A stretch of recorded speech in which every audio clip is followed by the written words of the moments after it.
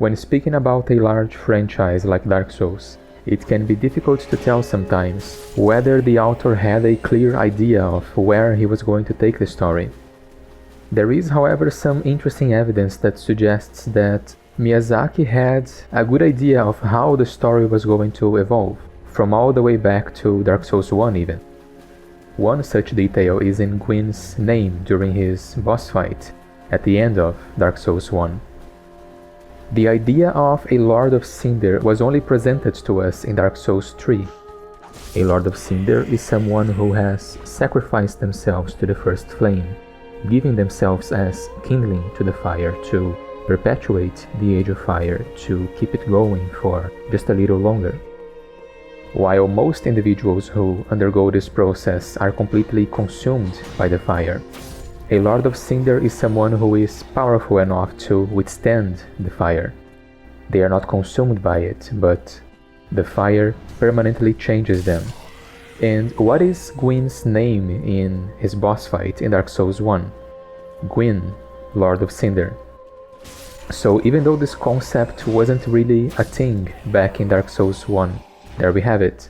Gwyn was the very first Lord of Cinder, changed by the fire, not consumed by it, waiting by the first flame for someone to try to snuff it out. And I might be reading too much into it, maybe the name didn't hold that much significance back then, but we do have another very interesting piece of evidence that suggests that Miyazaki had a very clear idea of the true nature of the Curse of the Undead. The biggest plot twist, the biggest reveal of the Dark Souls franchise was the idea that the Curse of the Undead is nothing but a lie. There is no curse, you see. It is merely the true nature of humanity clawing its way back to the surface. Gwyn sealed away humanity's original dark nature long ago. And as the fire fades and as the seal around humanity's darkness begins to weaken, their true nature begins to surface. This was more or less hinted at in Dark Souls 2, but explicitly said to us in Dark Souls 3. Now let's take a look back to Dark Souls 1. How is our humanity represented in that game? A black number on the top left of the screen. The higher our humanity, the higher this number goes. But that's during our hollow form, quote unquote. When we assume our human form, which ironically requires us to sacrifice our humanity at a bonfire. Interesting, isn't it? We burn away our humanity in order to regain our quote unquote humanity. When we assume our human form in that game, what happens to that number? That's right, it's still a black number, but now enveloped by white. A white ring of light, sealing away the darkness. So yeah, I think Miyazaki knew what he was doing, even way back in Dark Souls 1. And that links us to the main topic of this video, my personal theory on the true power of humanity. Why did Gwyn fear humans so much? And I'm not talking about his desire to perpetuate the Age of Fire or to stop the Age of Dark from coming to fruition, no. I'm talking about what was it about the original humans that made Gwyn so scared. I think the answer was right there in front of us all this time, hidden in plain sight in what is probably the most important gameplay mechanic throughout the franchise. Unless you are a challenge runner, of course. In this case, this gameplay mechanic probably went underused. Let me start by showing you the item description of 3 different weapons, each one coming from a different game in the franchise. Take a quick look at them and see if you can notice anything they have in common in their item descriptions. The weapons are Grant from Dark Souls 1, the Great Axe from Dark Souls 2, and the Exile Greatsword from Dark Souls 3. Do you see it? All 3 of them make mention of inhuman strength being required to wield them. Weapons like these were clearly not meant to be used by common humans, probably being far too big and heavy. This is not exclusive to these weapons actually. Throughout the franchise, many weapons make it clear in their item descriptions that they were not meant to be used by humans. Some were outright made for other species, such as demons or giants. And yet, our character, despite being human, can use them. All we have to do is level up a little bit. Spend some points into strength and that's it. Our human character can now use these inhuman weapons. Keep that in mind. Another interesting detail is in the NPCs who teach us sorcery throughout the trilogy. They all have an intelligence requirement in order to teach us their spells. And they also have something very interesting to say should we talk to them without meeting this requirement. I'm afraid that you are unable to learn sorcery. The basic framework, you see, it cannot be taught. Oh, do not fret. Life isn't all about sorcery. You will find your own way. I see light, but it remains dim. I am Carillion, and I've no interest in the magic impaired. I thought you'd already given up. Well, nothing has changed. You're not inclined for sorcery. It is either a natural fit, or no fit at all.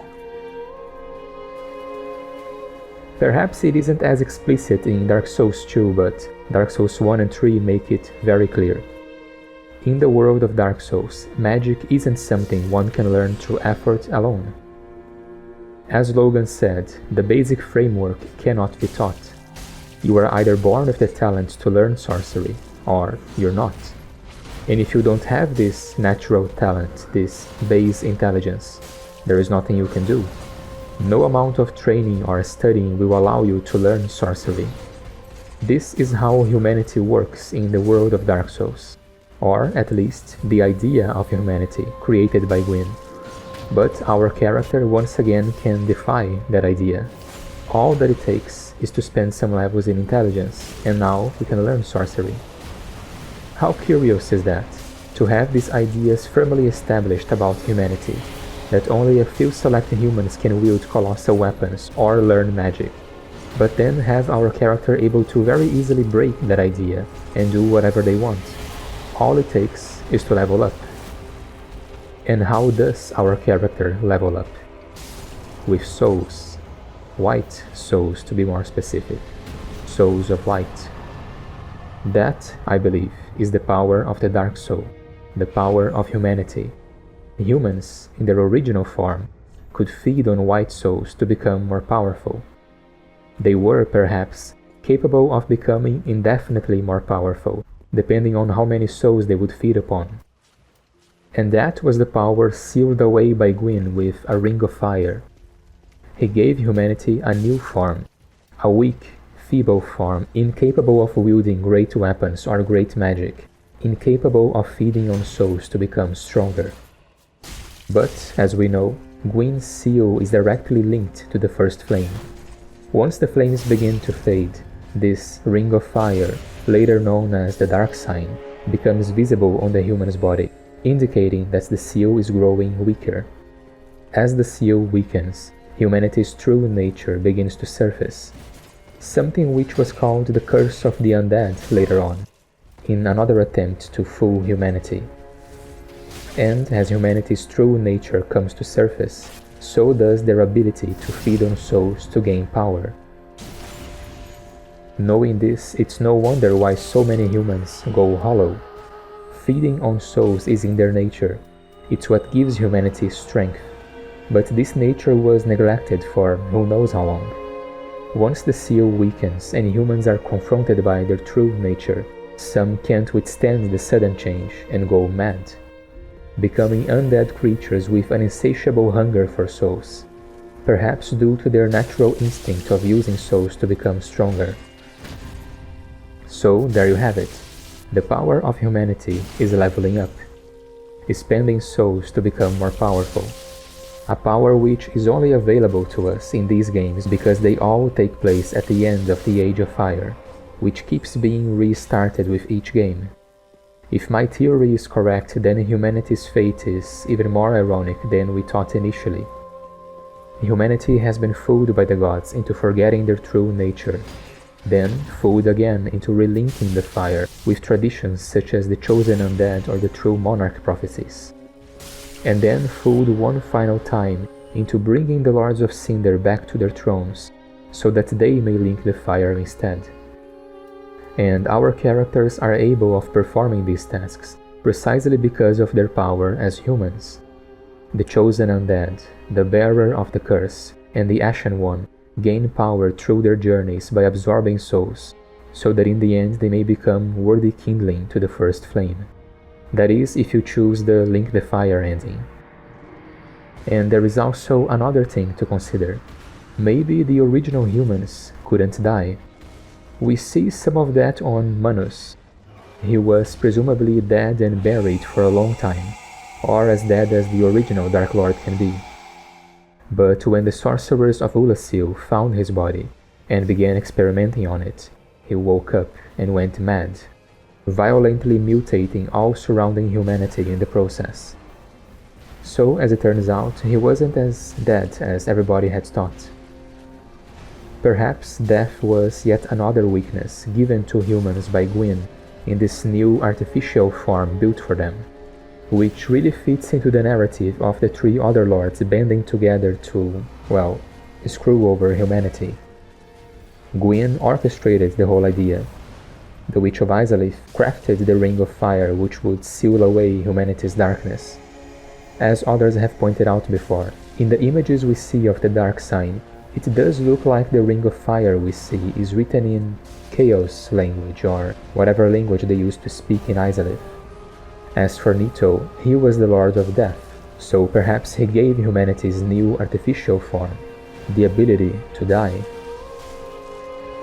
So when we think of the original humans, those who fought alongside Gwyn against the dragons, we can imagine these ancient beings, born of dark, who could feed on light to become more powerful. And to top it off, they couldn't die. They would just go to sleep instead. So yeah, I think Gwyn was right to be terrified. But again, this is all just a speculation on my part, admittedly mixed with some headcanon, so feel free to tell me what you think down in the comments. As always, thank you for watching until the end. I hope you have a wonderful day, and I will see you next time. See ya.